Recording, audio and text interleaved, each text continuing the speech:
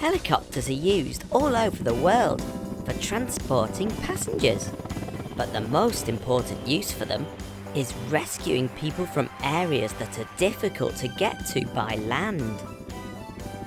I'm here at Her Majesty's Coast Guard base in North Wales to meet an amazing rescue helicopter and her crew. The helicopter behind me is used to rescue people in need from the sea or from the mountains. If someone hurts themselves on top of a mountain, it's impossible to get an ambulance up there, so the Coast Guard's called. A rescue can come any time of day or the middle of the night, and it sounds as if the crew have a rescue call coming in now. They all spring to action at once.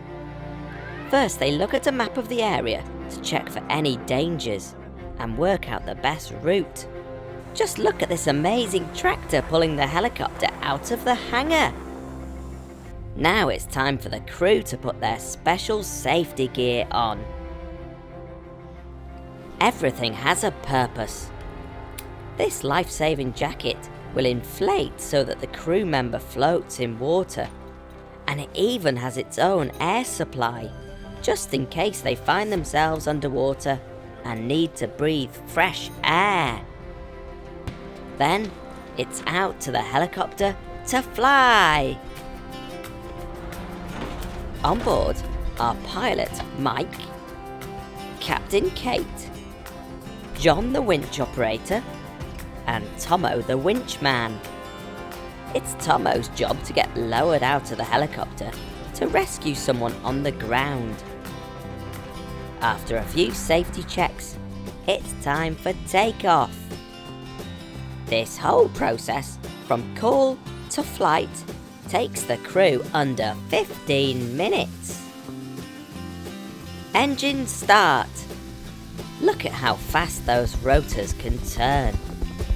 The rotors chop through the air and make everything around them very windy. Whoa! I can hardly stay on my feet. Red mechanical! Let's use your super slow motion camera to see just how many times those rotors are turning. I love using Gecko super slow-mo, mainly because it just looks cool.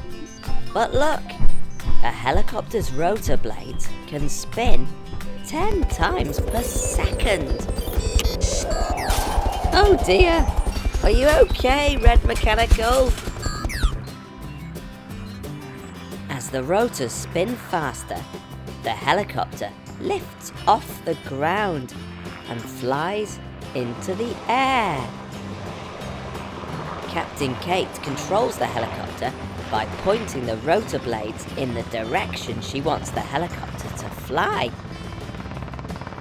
Today the crew are practicing their winching skills, using a dummy instead of a real person. The pilots skillfully hover over the area just above where the dummy is. Tomo clips himself to the winch, and John carefully lowers him down. Tomo would then check how poorly the person on the ground is, before winching both of them back up to the helicopter safely. Nicely done, team! Back at base, the engineers are always on hand to make sure the helicopters are in the best working order and ready to fly. Safety is the most important thing, and these engineers are the best in the business. It's a real team effort keeping these amazing helicopters flying and rescuing people in need.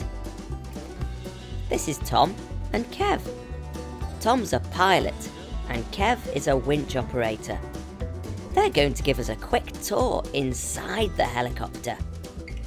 Welcome everyone to the S-92 Search and Rescue Helicopter. First and foremost, very importantly, we've got two large winches here. And these winches have got two strops, and the idea of this is we can lower these down to people in the water or on a mountain and pick them up and take them to safety. So let's look inside now in the aircraft itself. And as you can see, as you come into this helicopter, it's a large space. Here we've got a camera which we use when we're searching for people. This can pick up people on the water, on the mountainside.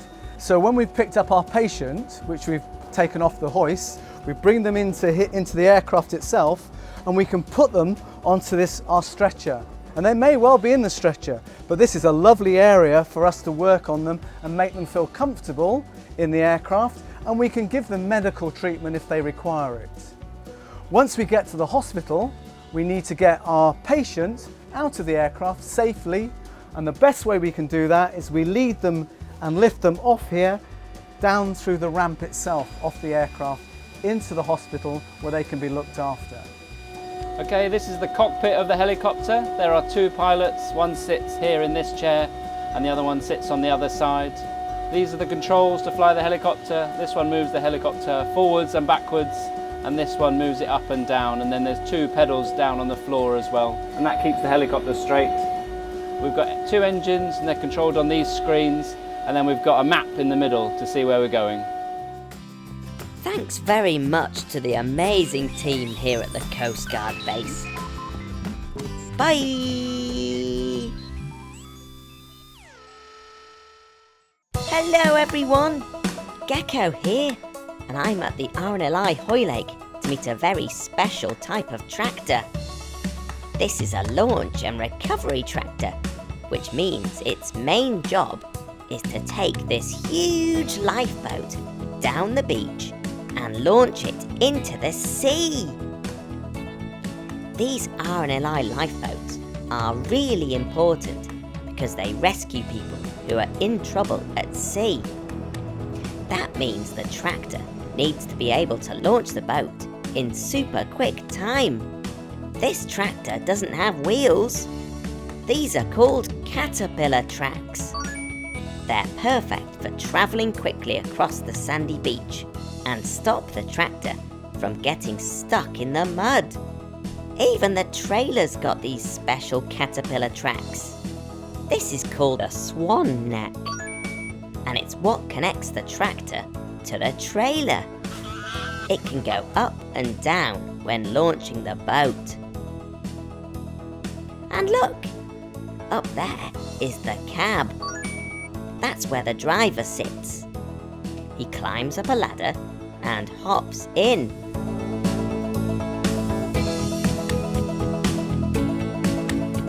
Look, the amazing crew of the RNLI are launching the lifeboat right now. The tractor's pushing it out of the station and down the ramp to the beach.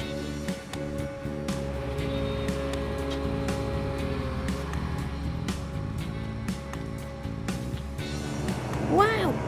Look at it move along the sand. It's really fast.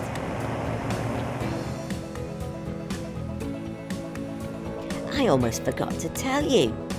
This tractor's amazing because it can go under the water. No water gets into the cab because it's totally sealed, a bit like a submarine. Look how deep it's gone. The driver lifts the swan neck, which tilts the lifeboat.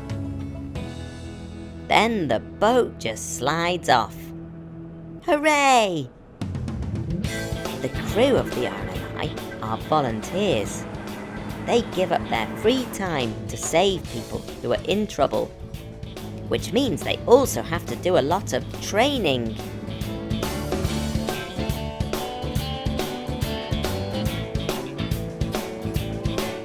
After the training exercise, it's time for the tractor to come back into the water and recover the lifeboat. The lifeboat's very strong, and it's designed to hit the beach at speed.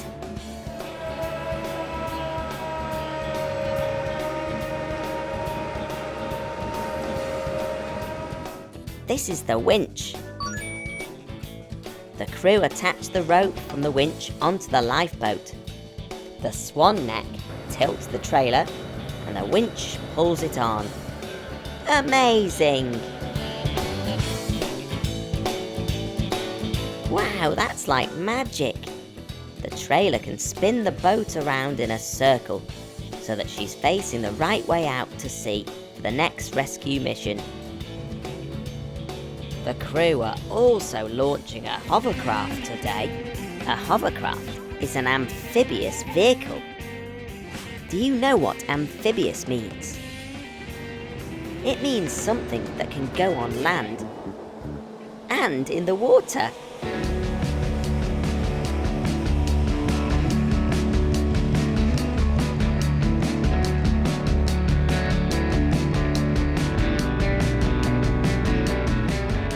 This is Chris, and he's today's hovercraft commander. Great to see you, Gecko. Coming into our lifeboat station. It's amazing inside this lifeboat station. There's so many huge vehicles that are all designed to rescue people who are in trouble at sea. Gecko, would you like to join us on a hovercraft training exercise? Oh yes, please, Chris. To stay safe, warm and dry, the crew have to wear this safety gear. The helmet is actually called a Gecko helmet. Can you believe it? It's a real team effort to launch the hovercraft. Push, team! The hovercraft is very heavy, so a big tractor is used to tow it safely down to the beach.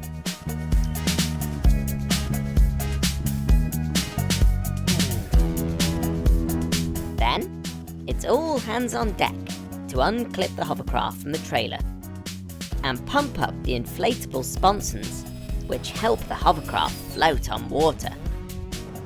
Then the pilot uses the engine to glide back onto the beach. Hooray! Wow, look at all of these levers and switches. It all looks very complicated. Nick is the pilot, and it's his job to fly the hovercraft. To start the engine, Nick turns this key. We can't see them, but underneath the hovercraft are two fans, which blow air downwards. This fills the skirt with air, making the hovercraft lift off the ground. Wowzers trousers! The big fans at the back are called the thrust propellers, and these push the hovercraft forwards. When Nick moves this lever, the rudders at the back move. It's these rudders that steer the hovercraft left and right. Nick makes the fans move faster, and the hovercraft glides forwards. Woo, that is amazing!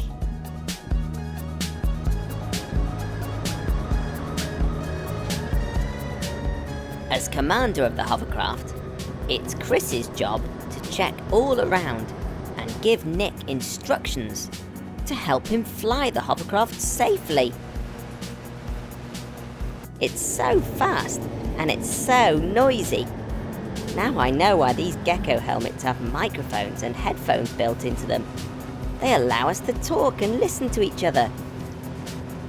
It feels like we're floating across the sand.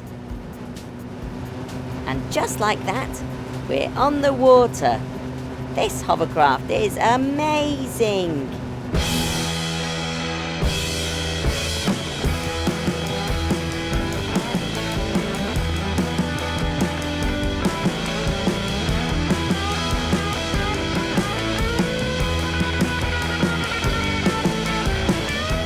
It's now time for me to hop off and let the crew do their training exercise.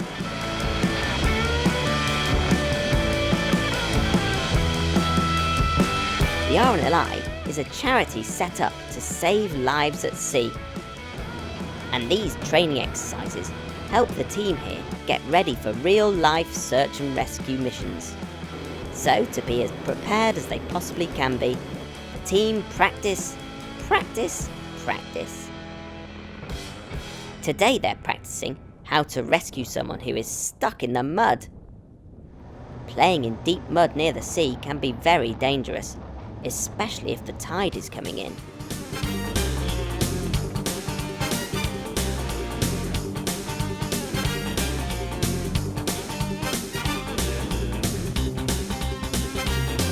Now that's what I call getting stuck in. Tides are the rise and fall of the levels of the sea.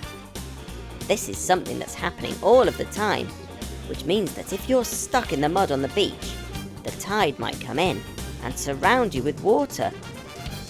It's very important to respect the water and make sure you check when the tide is coming in, to make sure you're safe when you're at the beach. Well done, team. Another successful training mission. Oh dear, it looks like the mechanicals haven't checked the tide times, and they're stranded on this island. It looks like there's a storm coming too. Luckily, the hovercraft is the perfect rescue vehicle. Jump aboard, mechanicals.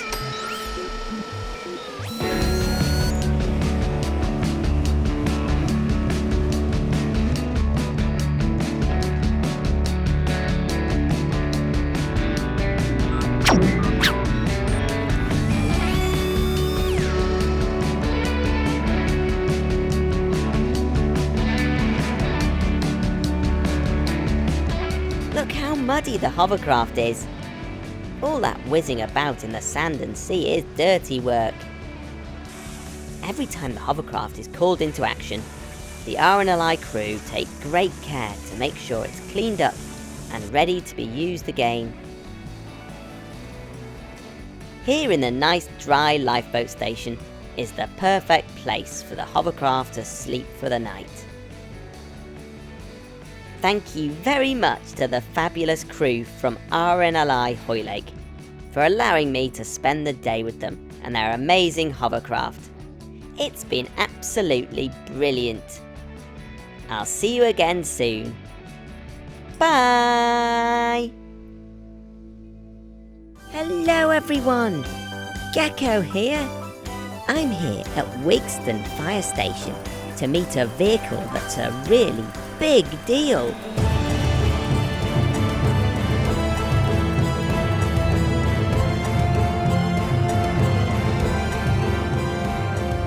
Hold on to your hats, because here it comes. Woohoo! That is the cutest fire engine I've ever seen. This is the mini fire engine, and it's used by the amazing firefighters here to teach children all about fire safety. This is Kane. He's a firefighter and the driver of this mini fire engine. It's got all the usual things you'd expect on board. Flashing lights, a siren, and a ladder. All in an itty-bitty teeny-tiny size. But best of all, it's got plenty of room in the back for children to have fun rides. Look at that!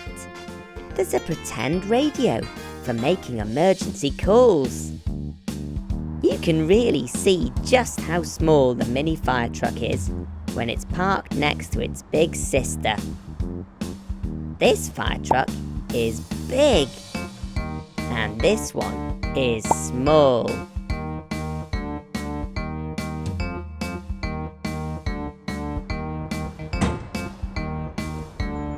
Hey Gecko, want to go for a ride? I thought you'd never ask.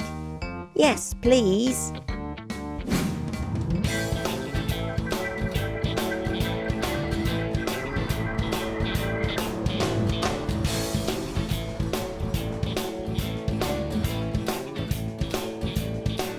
The mini fire truck is powered by electricity.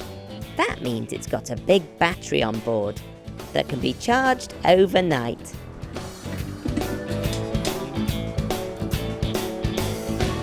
It's very easy to drive.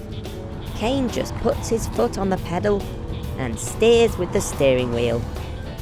To turn on the flashing lights and sirens, he presses these buttons.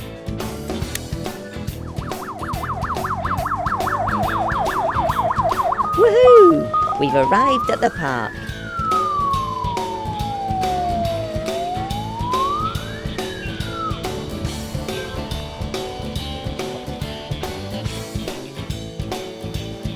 Kane, I think these children would like a ride.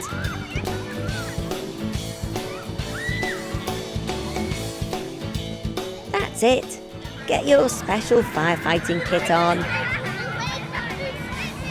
Jump aboard. Wow, we can fit loads of children in the back, and even one in the front, next to Kane. We'll make sure we've got the seatbelts on. It's very important that you're safe in any vehicle, so the first thing you should always do Everyone happy? is put your seatbelt on. This fire engine is so small that it's allowed on roads and footpaths. This is going to be a fantastic ride.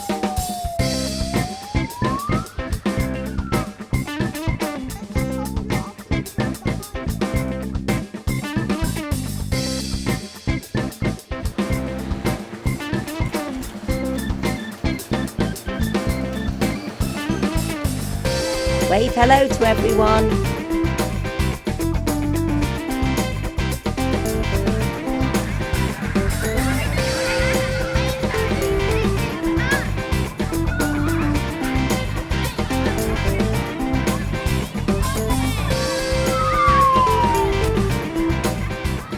After the ride, Kane teaches the mini firefighters some important fire safety lessons. This one's called Stop, Drop and Roll. Fire is very dangerous, and if there's ever any fire on your clothes, you should stop, drop to the floor, cover your face, and roll around. I've loved spending the day with this amazing mini fire engine. Thanks very much to Kane and all of the team at Wigston Fire Station. For now, it's cheerio from Gecko. Bye! Hello everyone! Gecko here. I'm so excited because today we're off to visit Diggerland, which is a super duper fun place full of diggers.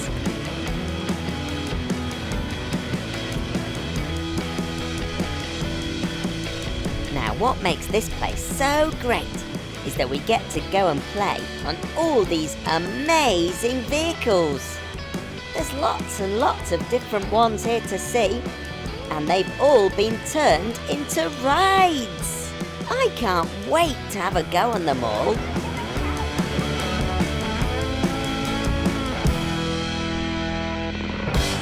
Ooh, look! Here's a big Spinny Digger. Gosh, it's making me dizzy just looking at it. Can you guess what it's called? It's Spin Dizzy. Normally, a digger's used to make big holes in the ground, but here at Diggerland, they've changed it so it can spin brave people round and round and high up into the sky. Wowzers!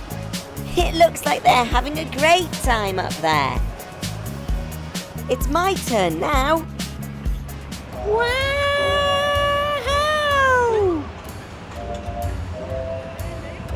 Ah! Phew!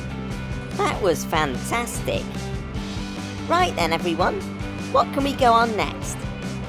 How about that ride over there? That looks very cool. It's called a sky shuttle, but I wonder what it does. Wow! It's lifting me up, up, up into the sky.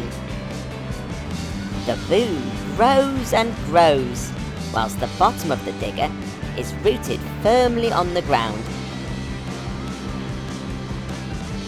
I bet I can see my garage from here. We're almost 50 feet off the ground now. That's as tall as 2 houses stacked on top of each other. This is brilliant! Right, it's time to get down now. Hello? Hello?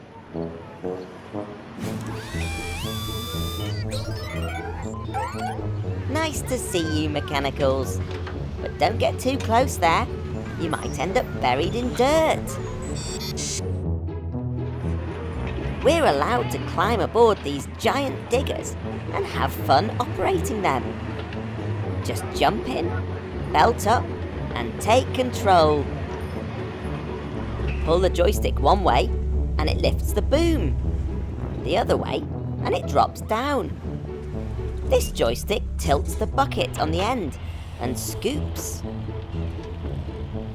lifts,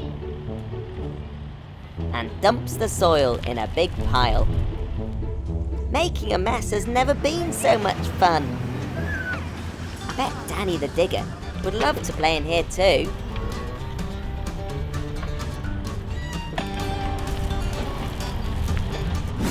All this playtime's made me hungry. Time for my favourite, lime-flavoured ice cream. Lovely. I think I'll just watch this next one whilst I'm eating. See here, children can even drive skid loaders around a special track. They might not be fast, but they're lots of fun to drive. Just grab hold of the joysticks again, push forward and steer. Ha-ha! How's your driving? Don't crash! Skid loaders are normally used for all sorts of tasks on the construction site. They're known as the jack of all trades, because they can be fitted with lots of different attachments on the front for all sorts of jobs. Right, gang, I'm going on a little ride on the ground shuttle, but I think it's going to get a bit bumpy. This carriage I'm sitting in has been specially made to take people for a ride around a fun course. Wahey! Woohoo! What a ride! I had a blast on that. There's just so much to do here at Diggerland. There's a hooker duck and skittle bashing. There's tyre stacking using a loader. Whoa, don't make it tip. You can drive dumper trucks. And mini tractors.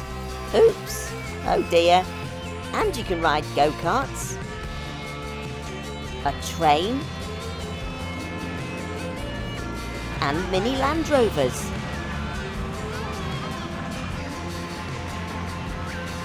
Thanks so much to everyone here at Diggerland. We had tons of fun playing on all their amazing digger rides. For now, it's cheerio from Gecko. Bye! Hello everyone! Gecko here. What a lovely day for a walk. But woohoo! This hill's a bit steep. Mechanicals! Are you okay? Whew. I'm struggling a bit too. I should really get out of the garage more and do some exercise. Hey! The Mechanicals have hitched a lift. How do I get on? Hey! Wait for me!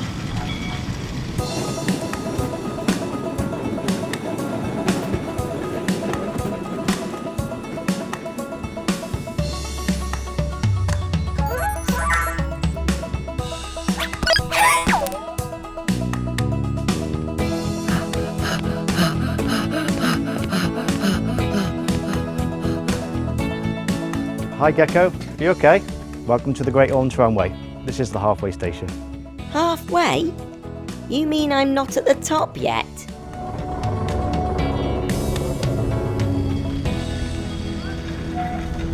Wow, now this is the way to travel. Put your feet up and get pulled up the mountain.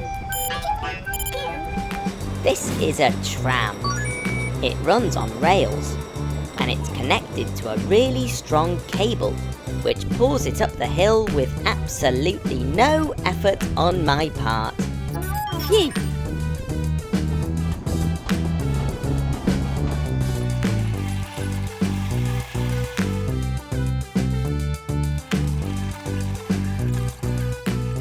Wahey! We've reached the top. What a view!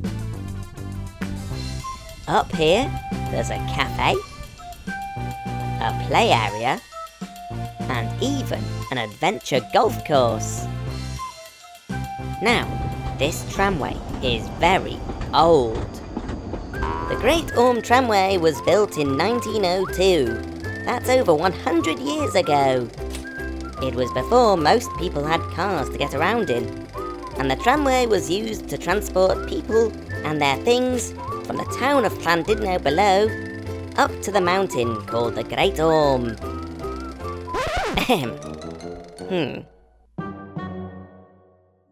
Let's take a closer look at how these trams work. What do you mean there's no engine? Excuse me, James. If there's no engine in the tram, how does it move up the hill? Good question, Gecko. Well, as you know, the tram is connected to a really strong cable, and this cable is connected to a big winch at the halfway station. Would you like to see? Ooh, yes please. This is a winch. Wow, this is amazing. This big winch is really strong, and it winds the cable in, which pulls the tram up. But that's not the only help that the tram has. The tram climbing up the hill is also connected to the tram going down the hill.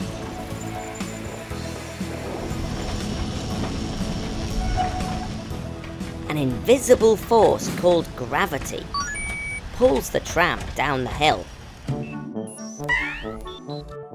Gravity is what keeps us on the ground.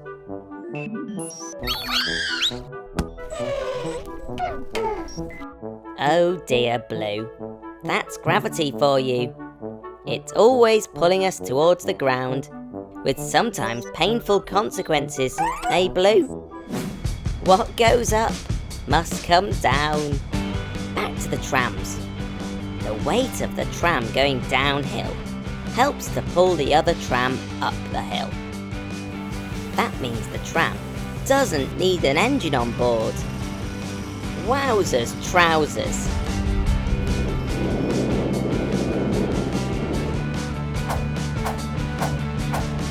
It takes real teamwork to keep the tram running.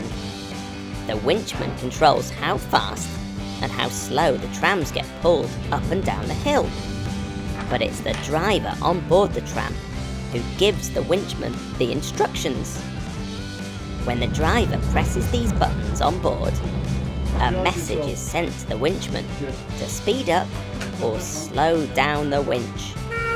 Amazing!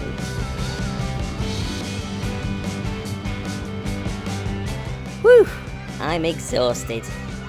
All of this learning has made me tired. I might have to leave my big walk until tomorrow. Thanks very much to James and everyone here at the Great Orme Tramway. It's cheerio from Gecko. Bye! Hello everyone, Gecko here. I've got something amazing to show you today. Cranes! Whoa! They're brilliant at taking things way up high into the sky. If you've ever seen a tall building being built, then you might have seen a crane. They're not very good at hiding. They can almost reach the clouds. And they're able to lift heavy objects onto the tops of buildings. Cranes are so cool. This is a 250-ton mobile crane. It's massive! And do you see the long arm that's sticking up into the air? Well, that's called the boom.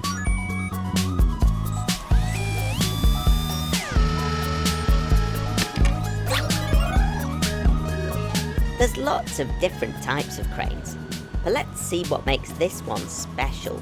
Whoa! This yellow crane's got loads of wheels. Maybe as many as Larry the lorry. This means it can drive down the road to all sorts of construction sites. They're places where buildings are built. But I wonder, how does it go under bridges with that really tall boom on top? That's it, Blue. You fold it away. This is Ian, and he's the operator of this crane. The crane can move up and down, left and right, and it's all controlled from something called a cab. That's where Ian sits. He can use both of these joysticks to control the boom and the hook it has on the end. That looks like a fun job. Can you see what he's doing? By pulling the joystick in his left hand backwards, the boom is shrinking. Wowzers!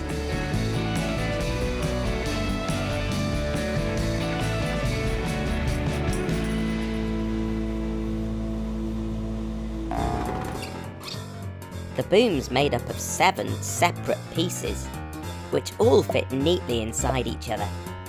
A bit like a Russian doll. Look at that! The boom is all packed up. These are called the Outriggers. Just like stabilizers on your bike, they stop the crane from falling over when the boom is up. To get the crane ready for driving, we need to fold the Outriggers away. Ian uses this control panel to fold them up, making them disappear inside the side of the truck. Bye bye, Outriggers.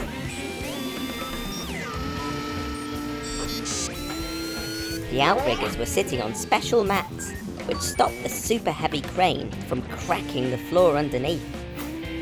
Ian neatly packs them away at the back of the truck.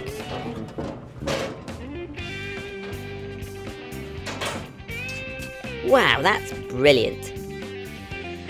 Now Ian can jump in the front cab and press one final button to balance the truck, ready for driving. Can you see it wobble? Look, it's rising up. And now it's ready to drive. Off we go!